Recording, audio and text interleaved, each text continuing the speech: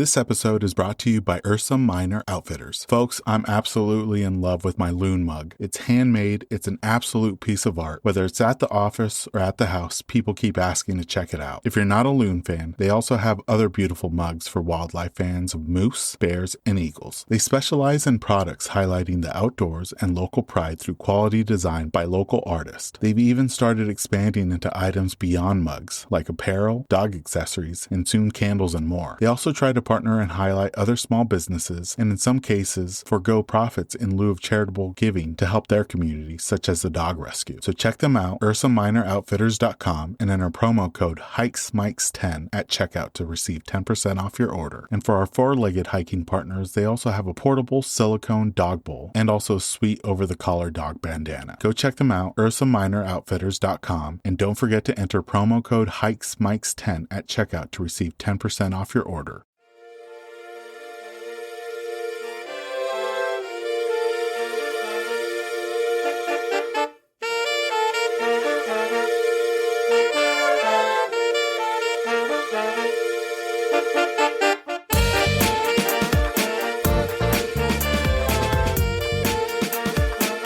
Welcome, everyone, to a special bonus episode of the Hikes and Mikes podcast. I'm your host, Ivan, and occasionally I'll be bringing you some bonus episodes highlighting some amazing individuals who are participating in some fun outdoor events or helping some incredible nonprofits, as well as some up-and-coming outdoor companies. Regular episodes will continue to come out on Mondays, and when we have a bonus episode, those will drop on Fridays. Our first bonus episode is with my friend Austin, aka Stinny, who I met in Hawaii. Now based out of the East Coast, he and his family will be participating in the annual Ride to End ALZ at the nation's capital. On this episode, we reminisce on some of Austin's more memorable hikes in Hawaii. He shares his version of towing me back to shore, and we learn about how he and his family got involved in the Ride to End Alzheimer's. Without further ado, let's jump into this episode with our guest, Austin.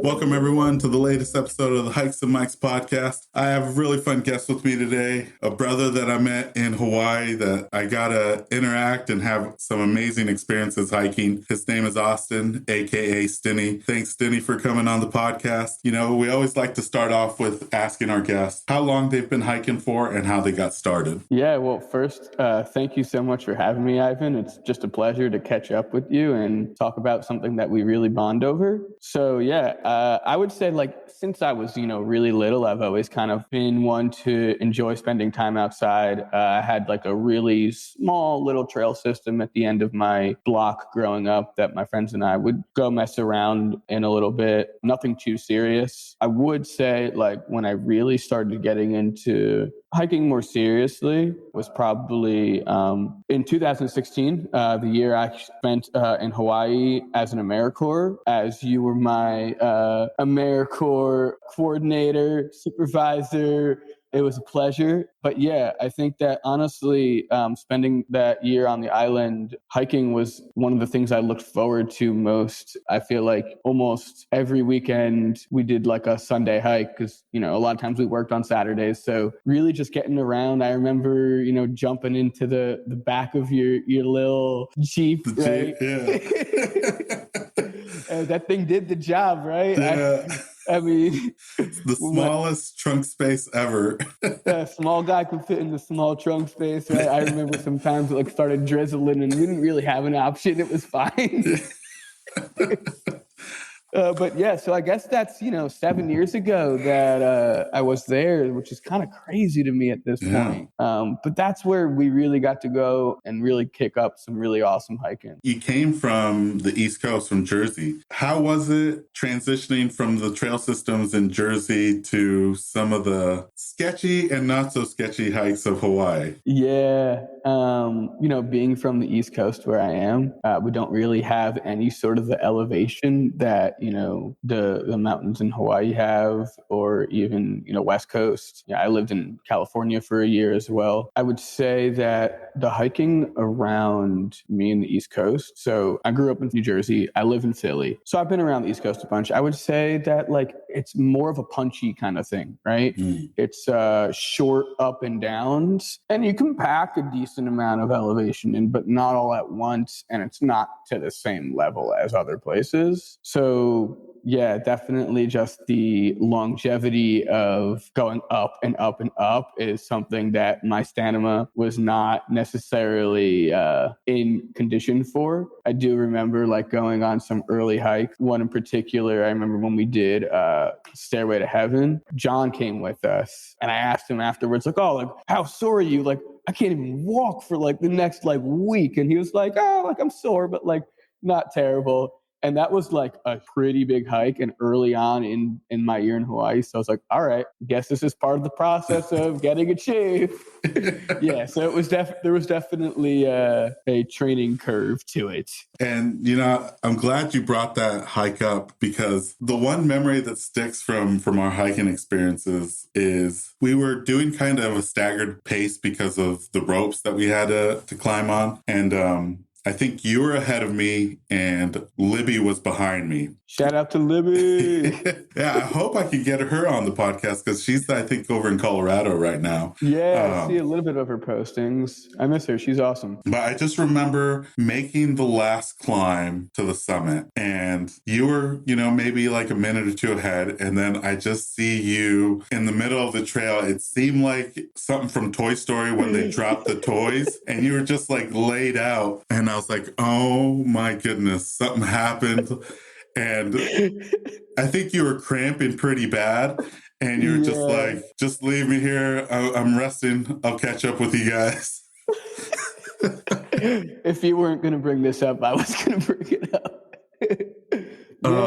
We were I don't know. How long is that hike? I think the way we did it, we probably put in at least 4.5, 5 miles to the summit, but it was over 3,000 feet of elevation gain. Yeah. So I remember, it was pretty grueling, and we were almost towards the top at this point when this happened. And I just got a gnarly Charlie horse in my leg. And I was like, and I've had Charlie horses before, so I understand that they go away. You need to get some nutrition in your body, stretch it out. So I think that, my first reaction was just plop down. I'm not even going to try to put weight on it.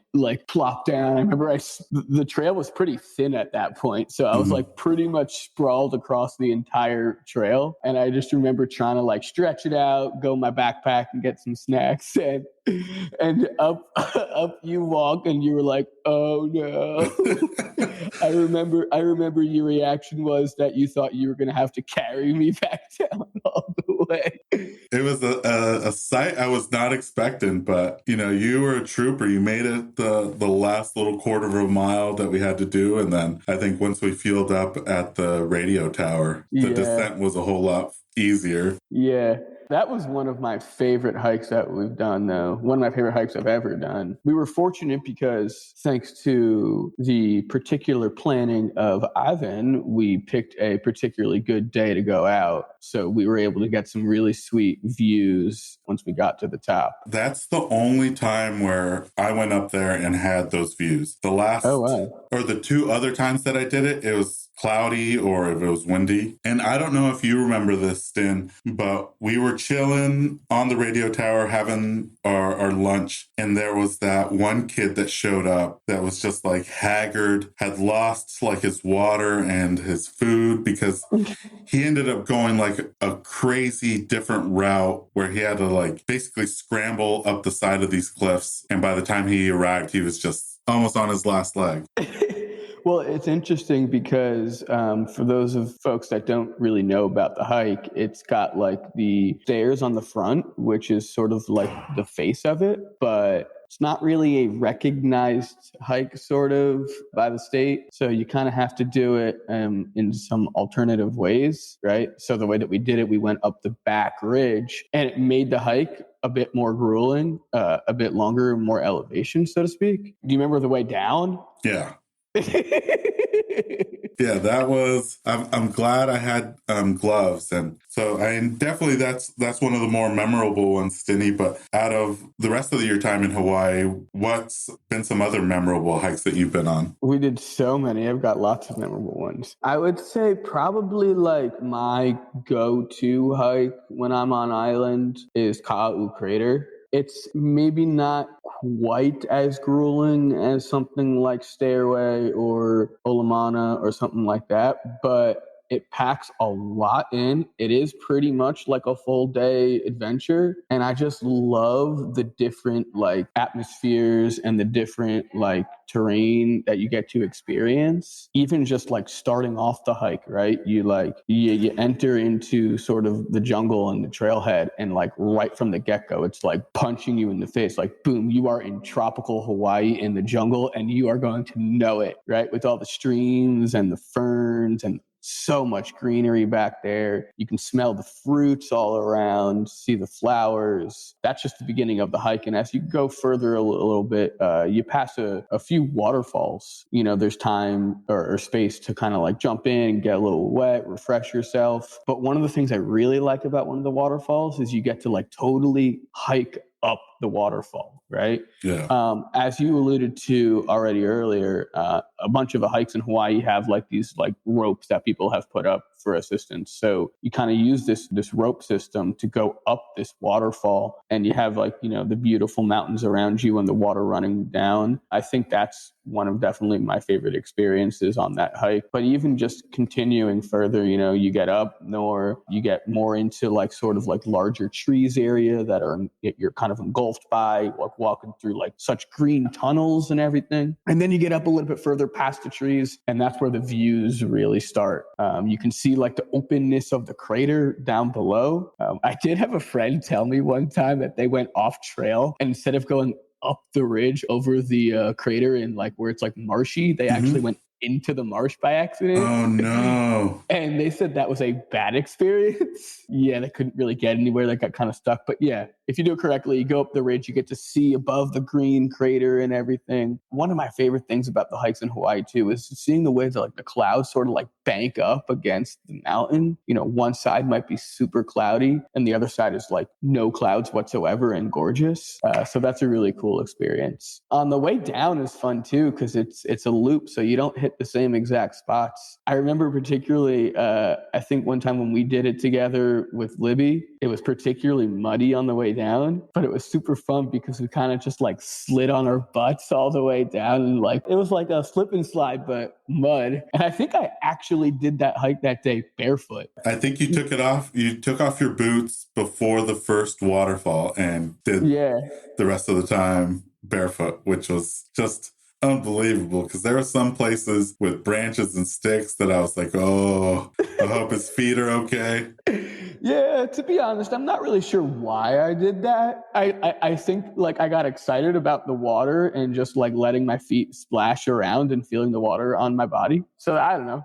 But yeah, it was fun, and kind of hid my boots and got them back on the way down. I even remember like kind of on the way down, like looking up to see like the mango trees and stuff. And you're able to get like fresh fruit just right on the hike. That was something just really unique about the islands. And you know what, Stinny? Ever since that moment, because I do remember the mango grove, and it was just like these giant old mango trees, and mangoes were falling all around us. I continued to go back year after year around the same time. Never did I see a mango ever again. What? Yeah. Really?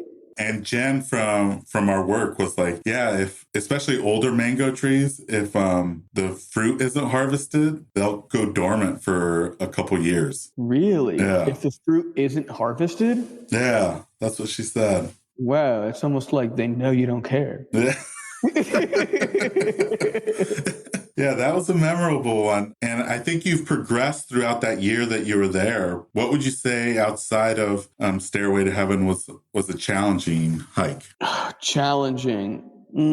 I would say there's maybe two that I might say is challenging. One was Olamana, right? So what I would say about that one is it's like I don't know that I would say it's the most grueling hike, but it is like one of the most technical hikes and one of the most scariest hikes. Particularly one spot of the hike comes to mind where you're kind of going up near the big puka. Puka is a hole. So there's like this rock formation that has a hole in it. And you have to sort of like shimmy across like this ridge line, and there's like nothing around you. So I would say that like that was kind of scary. I would say that hike has like particular rock formations that you really have to navigate and make sure you have your footing underneath you. You got like sheer cliffs on both sides. So that one probably is like the scariest, most technical hike that I did. But do you also remember our attempt at K1, K2? Yeah. I would say that to this day was my least favorite hike in Hawaii. Yeah, I mean, that was a long one, grueling one. I have a video of my phone, actually, of me sitting in the back of your Jeep on the way to that hike.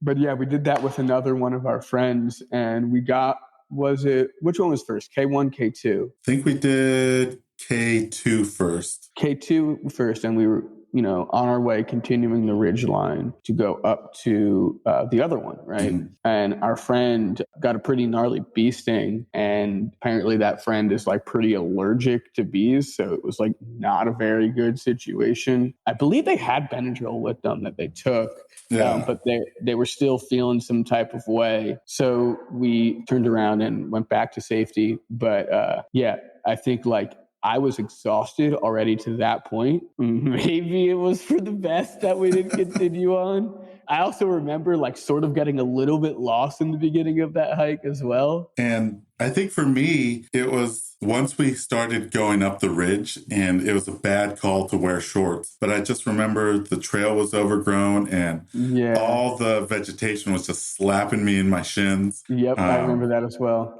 And we were exposed like nearly the majority of the time to the sun, no cloud cover. But I think that was one of those moments that once we got to the first summit, the clouds were banking in a ridiculous fashion because they would hit the mountain, but then go almost vertically up, like if it would hit a wall. Yeah, it's really crazy to see that. It's like a wind tunnel or something that's created, and it just like shoots the clouds. And Olamana, if it was the time that you're recalling, I don't know if you remember, but on the way down from second peak to the last peak, somebody was getting a helicopter rescue. And then on the way back, there was that family on the rock wall going back up to peak number 2 that had run out of water. Yeah, that's what I'm saying. I think like Olamana is, I would say, of the trail itself, like of looking at the formations of the earth and the formations of the rock, Olamana to me is like one of the most aesthetically pleasing, especially that one. I think it's the last peak that's like particularly dramatic looking. I think it's gorgeous, and I think that people really get excited about it, but it really is kind of like an advanced hike, like I was saying earlier, with all like the technical rocks and roots and all that it's got. So yeah, I would say that's definitely the most dangerous one that I've done.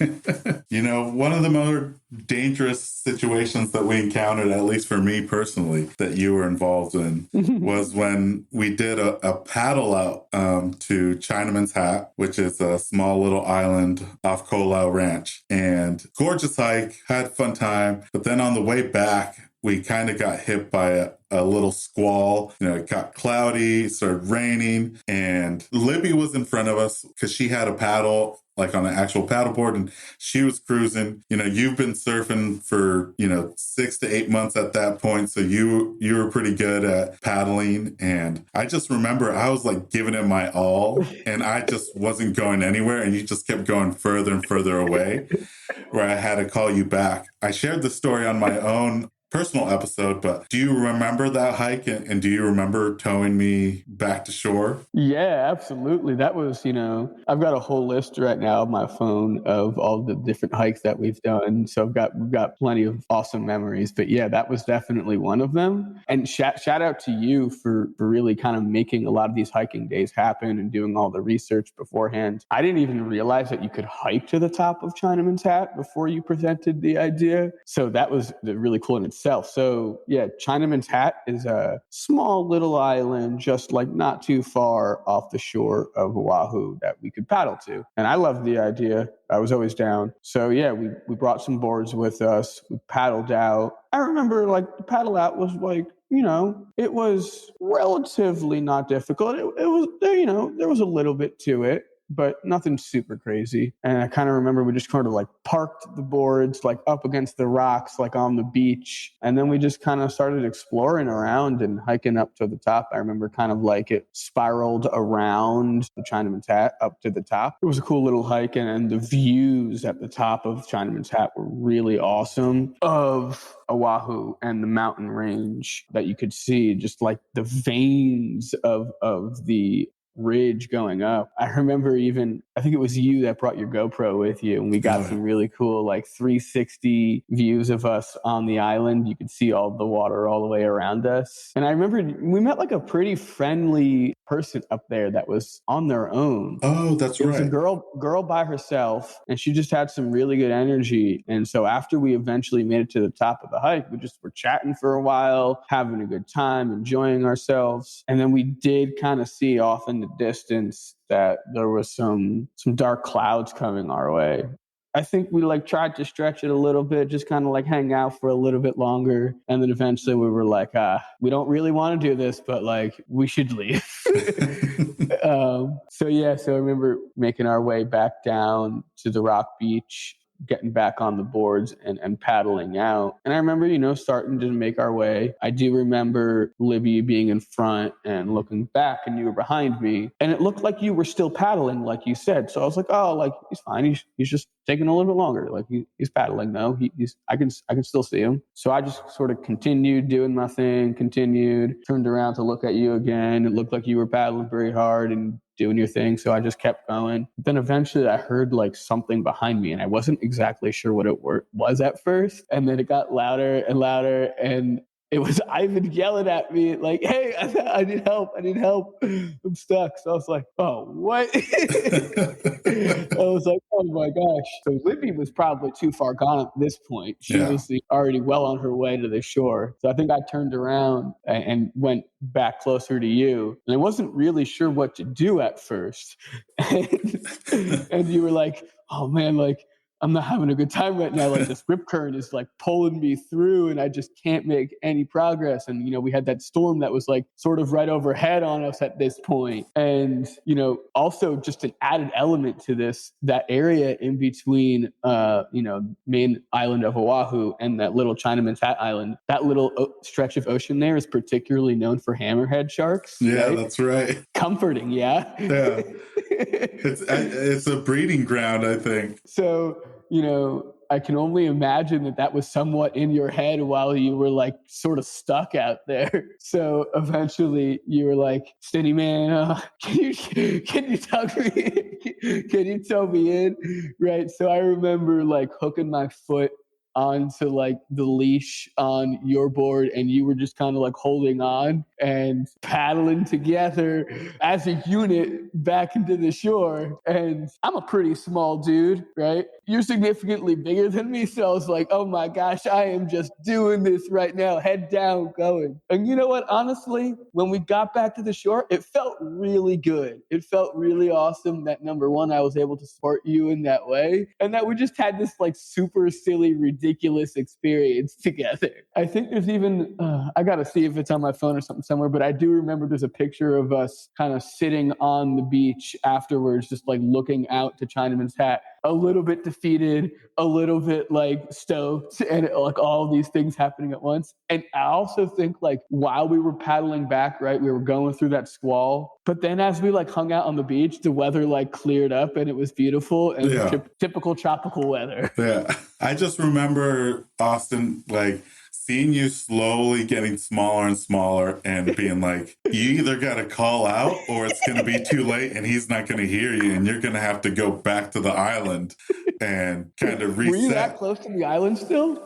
No, but I don't know, like reading that current, I wasn't sure, like maybe it would shoot me back out to it. Yeah. But I'm glad I called you and you heard me because, that was a little dicey. Yeah, that's a fond memory that I hold on to. Now, outside of hiking, Austin, one thing that you've been participating in and doing pretty regularly is an annual ride to end Alzheimer's. Can you share a little bit about the ride to end Alzheimer's and how you got involved? Yeah, absolutely. So Alzheimer's and dementias are, something that hits really close to home in my family. My family's been particularly affected by these diseases. And my dad's 63, I think, at this point, but his physical health is in like some really awesome shape comparatively to any other people I know his age. Like he's able to just do that much more physically. So it's really awesome. Me having the love of outdoor recreation and all of those things, I find that, getting out on bike rides is something that we've always done together. And it's a really great way for us to connect. So I was just like kind of looking up a ride to do with my dad a couple of years ago. And I found this ride to end Alzheimer's. And I was like, oh my God, this is like the event that we need to do. This is perfect. Together, my dad and I, we signed up, and they have like lots of different races. Picked the one that was locally close to us, which is like the nation's capital ride, which is like in the Washington, D.C./Virginia area. And yeah, so we did that ride last year, and we did the 45-mile, 3,000 feet ride. And my dad like absolutely crushed it and was like not tired at the end. Right So I was on. like, all right, we're definitely doing this next year, and we're definitely pushing it up a level. Yeah, so this year we got my sister to join us as well, who is more recently in some awesome physical health as well. So we're doing the 70-mile ride this year, and we're upping it to 4,000 feet. So yeah, it's just a really great way for us to connect as a family. It's really cool to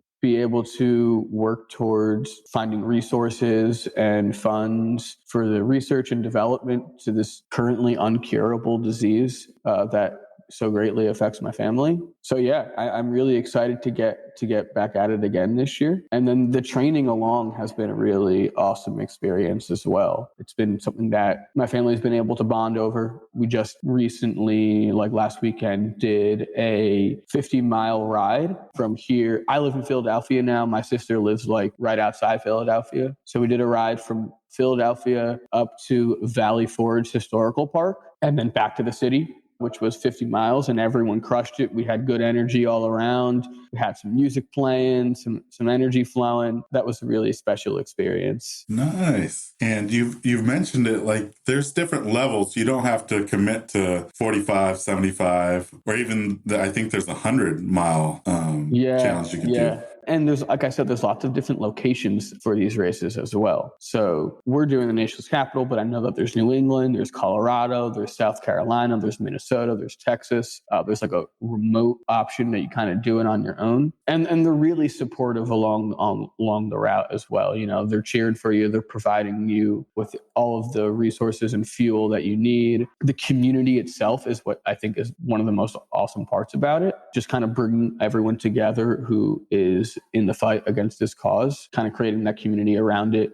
Last year, we went to like a champions dinner the night before where we got to hear about the latest updates on Alzheimer's research and developments and just really chat to people and hear about how are they navigating their experience and their family's experience with Alzheimer's and dementia. So I think that's the biggest thing. And just to see the way that it empowers my family is something that is really awesome. Oh, that's beautiful, man. Especially it's such a great bonding experience of being on the road. Now, for folks that are interested in doing it maybe this year locally in their neighborhood or next year, what tips or advice would you have for first timers and what kind of training should they be doing? Yeah, I think for me, I'm fortunate in that like I'm passionate about being outdoor and active in a lot of ways. So I feel like all of my activities kind of cross-train together and like build upon all my different muscles. But I would say that like everyone's going to do it differently. But for me, I don't do these kind of races and events for speed. I'm not really worried about how fast I'm going. I'm really just there to enjoy my time with the people around me, enjoy my time being outside and just to move my body. So I'm not really worried about what kind of speed I'm going. So I think that's something that really helps me just kind of enjoy the moment and not put too much pressure on myself.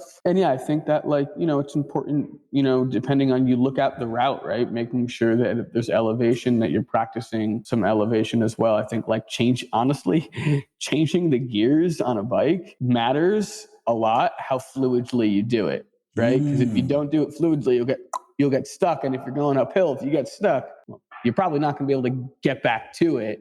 Might have to walk it for a minute. So really just researching the race that you're doing and being prepared for the mileage and the elevation that comes with it. And then, just to say something too about like the other aspect of it is the fundraising, right? And my advice to that is reach out to all of your communities. You'll never know who's going to donate, who's going to really feel connected. A lot of people have someone in their life that is affected by this disease, and they might really resonate with what you're doing. It's created some really meaningful moments, interactions that I've had with other people. I know that 55 million people are living right now with dementia. So it is really widely affecting. But yeah, I think, like I said, like I've been able to share my story as I'm training for this, and it's really opened the door for other people to share their stories with me as well. And I think that, like I was saying earlier, that community piece is really what helps everyone kind of get through difficult things like this. The fact that you have multiple options on how to participate and get involved, not just actually riding, but you can also volunteer at this event as well if you want to help out in that capacity. One thing that I think has helped you going back to Hawaii is I think that's where you initially started training for these type of events, because you were biking all over the island and not on a geared bike. You were biking on a beach cruiser, and you were putting in, 15, 20 miles, maybe even more. But I think that's where you got your pedaling legs. I wasn't expecting you to bring this up.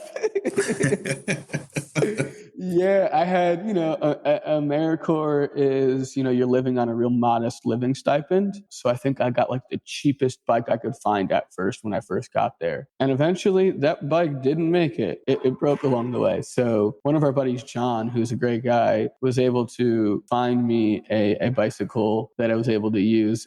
It might have come from the Restore, I think, but it was like this pastel green beach cruiser. Dude, I thought it was hilarious. I loved that it was a bike to ride. It had like particularly fat tires, and you were not sitting in an aggressive stance whatsoever while you were riding it. But I took that thing everywhere. I even, I took that thing every day to the beach. I put my surfboard rack on that bike, and I took that bike down to the beach. But I have a fond memory of one day riding from like in town in Honolulu out to China Walls along like those main roads there. And I just remember on the way back, I was like, oh my God, what did I do? What did I do? What did I do? But yeah, that beach cruiser totally got me around. And I guess you're right. These thighs are thanking me right now. Now, Stinny, what are you looking forward to on this year's ride, and how can people support you and your team? I think I'm really kind of excited, sort of like for a lot of the same things that I talked about with the training. Just really spending time with my family, spending time outside, seeing the sense of accomplishment that my family gets and that I feel myself, and really being able to kind of just spread the awareness of Alzheimer's and dementias. Fortunately, I've got some family in the area as well, so they'll come and cheer us on. And I'm really just kind of excited to spend, the entire day riding out there with my dad and my sister. If you would like to support us in particular, that would be very much appreciated. Have a fundraiser page that I am working on out there. I'm currently sitting around like just above $1,200. I'm trying to get my way to reach $2,000. Ivan, if you don't mind, I'd be happy to share the link with you. Oh, definitely. Yeah, we'll include it in the show notes. Awesome. Yeah, that'd be great. And then just kind of going back to some of the other things, like you said, of other ways that folks can get involved. It doesn't have to be, if you want to support Alzheimer's Association, it doesn't have to be through the bike ride.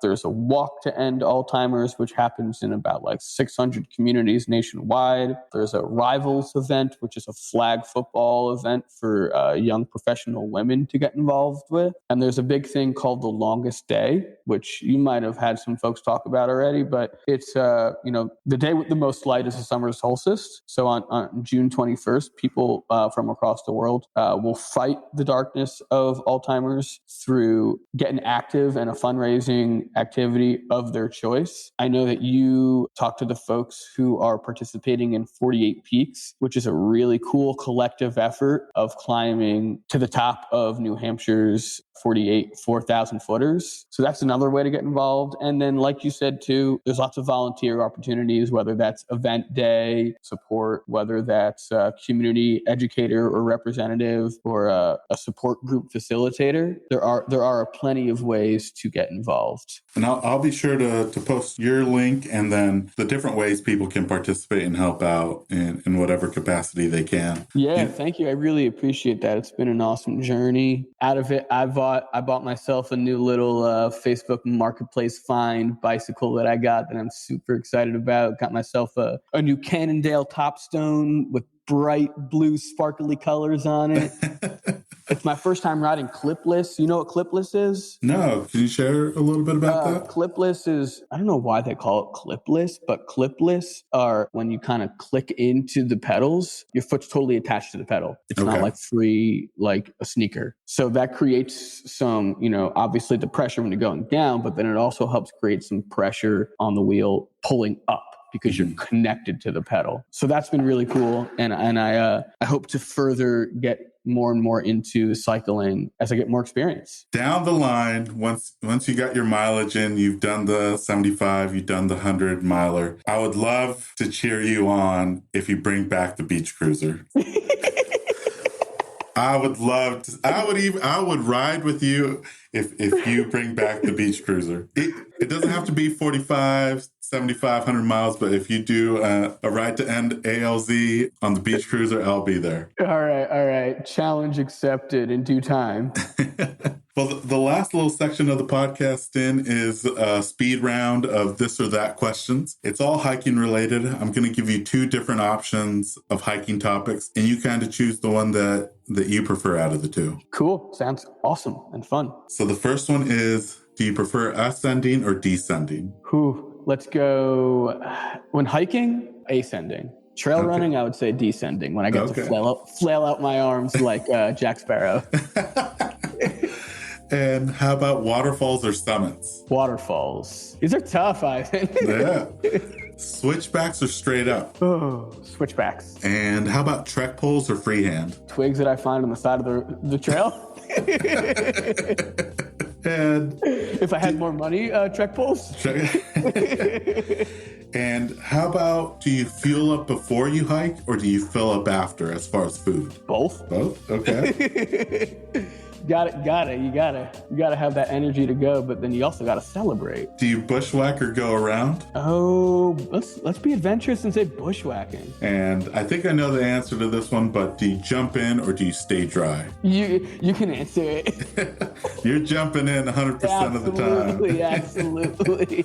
And this one's going to be tough for you because being on the East Coast, you get to experience the sunrises, but being in Hawaii, you got to experience the sunsets. So sunrises or sunsets? Sunsets. And spring flowers or fall colors? Ooh, that one's really hard. I'm going to say spring colors, spring flowers. Though being on the East Coast, I would say that we get some fire foliage in the fall. For sure. And then the last one, Stan, do you tag a hike or do you not tag a hike? Yeah, this is something we were talking about, right? Because I think that, creating traffic at a hike causes erosion and all of those other things. But at the same time, who are you to be a gatekeeper to keep other people away from these awesome experiences and locations? I'm going to have to say tag the hike, right? Share the love. Awesome, Stan. Well, it was great catching up with you. Hopefully down the line we can do an on the trail podcast episode where we get back on the trail together and hike. Really had a fun time chatting with you. I'll make sure to have all the links on the episode notes. And if folks want to follow your journey on social media, especially for the ride, where can they find you? On Instagram I am at Austin Zeller, at AUSTINZELLER. And then I also post on Strava a lot. Strava is a community that I love to be a part of. So if you're on Strava, my name, Austin Zeller, is where you can find me on there as well. Awesome. I'll be sure to tag both those in the episode notes as well. Well, Brother Austin, it has been a blast catching up with you. This has been really fun, and look forward to seeing your journey on this year's ride. Yeah, thanks, my man. Thank you for having me. It's really, really awesome to see and be a part of the community that you've created. You've got a really awesome thing going, and I would love the opportunity if we could get together in person and do one of hike interviews as we go up to some really beautiful locations. Yeah, definitely. All right, Stin, much aloha. Aloha. Thank you once again to Austin for joining us on our first bonus episode of the Hikes and Mikes podcast. Be sure to follow him on Instagram at Austin Zeller to keep up with the latest from their 2023 Ride to End Alzheimer's and all their other outdoor adventures. If you're interested in helping Austin reach his 2023 goal of raising $2,000 to help advance Alzheimer's research, check out the links in the episode show notes. We'll be putting out bonus episodes throughout the spring and summer, along with our regular episodes on Monday. Please be sure to like and subscribe to not miss out on those. Be sure to also follow us on Instagram at Hikes and Mikes. Happy trails, everyone. This episode's music was created by Ketsa. Follow him on Instagram at Ketsa Music.